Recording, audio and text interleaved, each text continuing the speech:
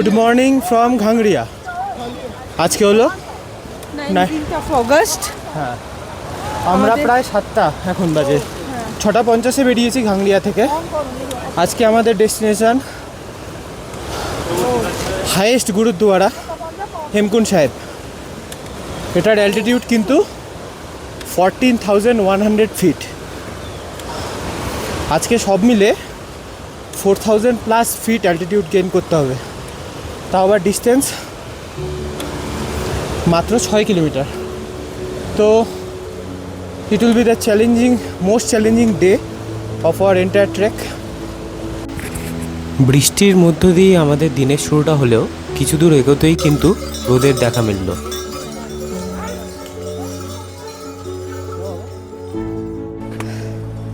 Good morning. আমরা 2 kilometre cover করে ফেলছি, 2 কিলোমিটার হয়ে গেছে, এখন আর 4 কিলোমিটার বাকি। আস্তে আস্তে ওয়েদারটা এত সুন্দর পরিষ্কার হয়ে গেছে। আমরা স্টার্ট করেছিলাম 6:50-তে, 2 ঘন্টায় 2 কিলোমিটার হলো।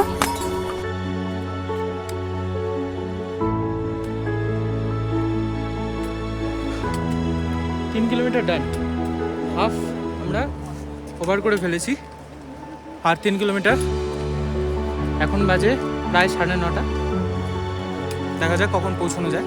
আশা করছি 12টার মধ্যে আমরা পৌঁছে যাব।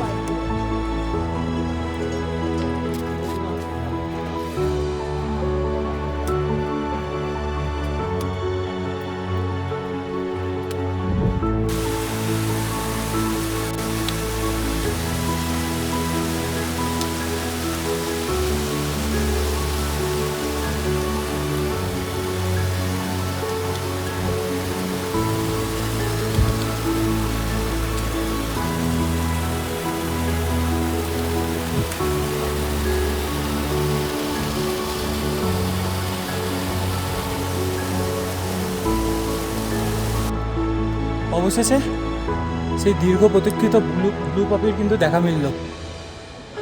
অন দ্য ওয়ে হেমকুন্ড সাহেব। চলো, ব্রহ্মকমলের পর।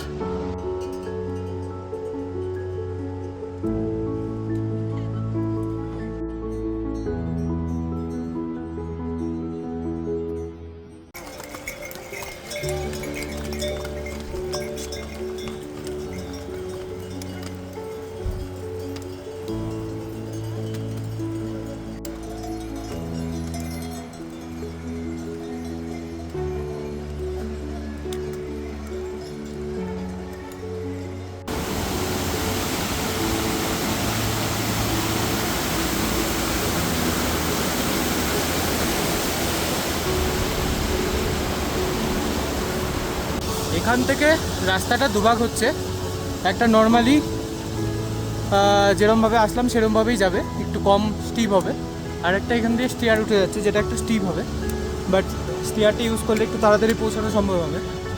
দেখি কোনটা চুজ করা হয়। So now we covered almost 5 kilometer, only 1 kilometer left. তো আমরা এই নর্মাল ট্রেলটা দিয়ে যাচ্ছি, আমরা সিঁড়ির রাস্তাটা নেব না, কারণ ওটা একটু বেশি স্টিপ হবে। ওটাতে 1 কিলোমিটার হবে আর এটাতে 1.5 কিলোমিটার। তো ঠিক আছে, 500 মিটার না হয় বেশি যাব, তো আমরা এটাতেই যাচ্ছি। চলো।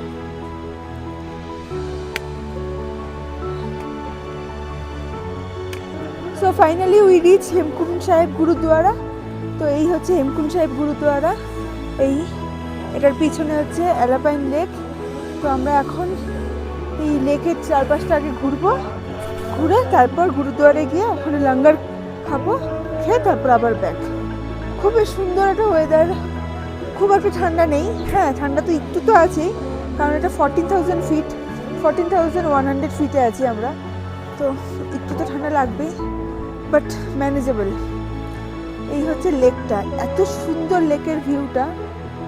এই হচ্ছে লেক, ব্যাক ক্যামেরায় দেখাচ্ছি তোমাদের। তার আগে আরেকটা জিনিস দেখাচ্ছি, একটা ফুলের নাম তোমরা খুব শুনেছো, এটা এখানে খুব ফেমাস, ব্রহ্মকমল। তো এই হচ্ছে ব্রহ্মকমল।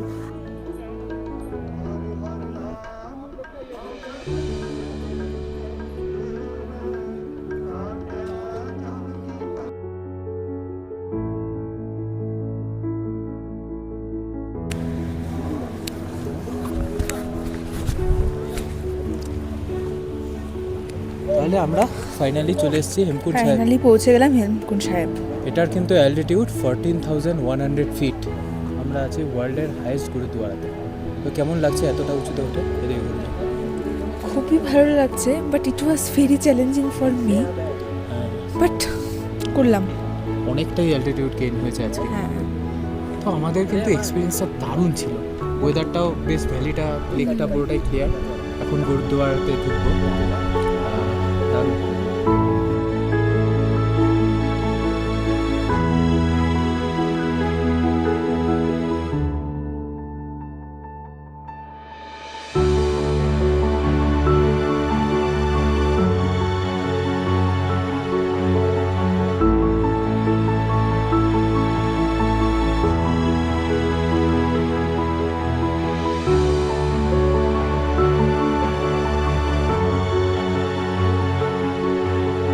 তো একটা সময় আমরা বেরিয়ে পড়লাম হেমকুন্ড সাহেব থেকে।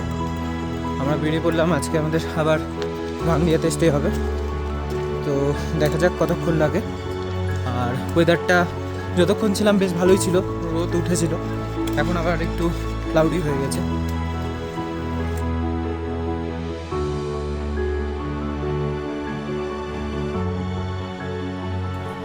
তো এখন আমরা হেমকুন্ড সাহেব থেকে ফিরছি। 3 কিলোমিটারের বেশি হয়ে গেছে। অ্যাকচুয়ালি এই ভিডিওটা করছি because I am really proud of my wife. 15,000 feet is no joke.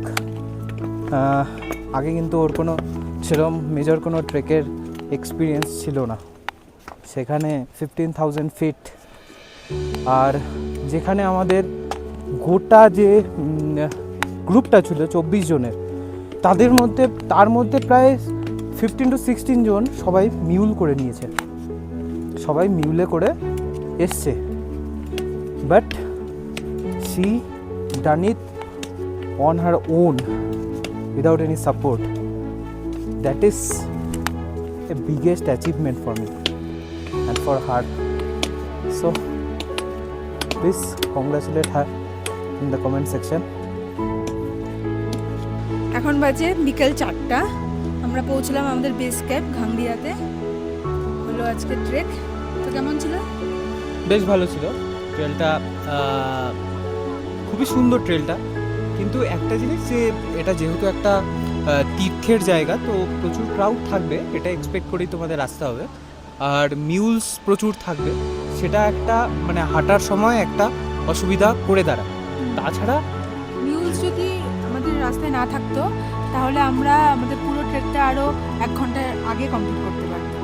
হ্যাঁ, তো এই কিন্তু তাছাড়া প্রচুর রকমের ফুল, ব্রহ্মকমল, ব্লু পপি সব দেখতে পেয়েছি, সার্থক।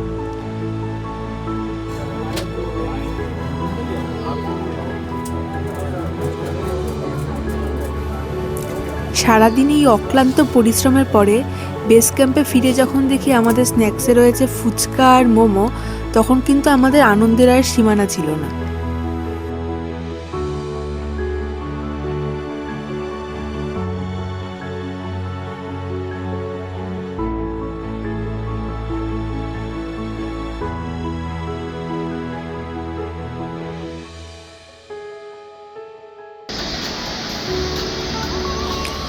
এরপর আমাদের আইটিনারিতে ছিল বদ্রীনাথ দর্শন।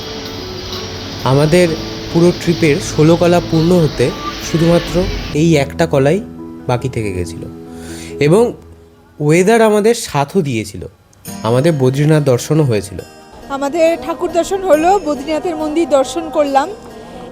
এতটা ফাঁকা ভাবতে পারিনি, মানে একদমই ফাঁকা। যখন পিসফুলি যে করা যাবে, সেটাই। গেট খোলার পরে আমরা 4-5 জনই ঢুকলাম, এখন আস্তে আস্তে লোক হচ্ছে, কিন্তু তাও ফাঁকাই। এই হচ্ছে মন্দির।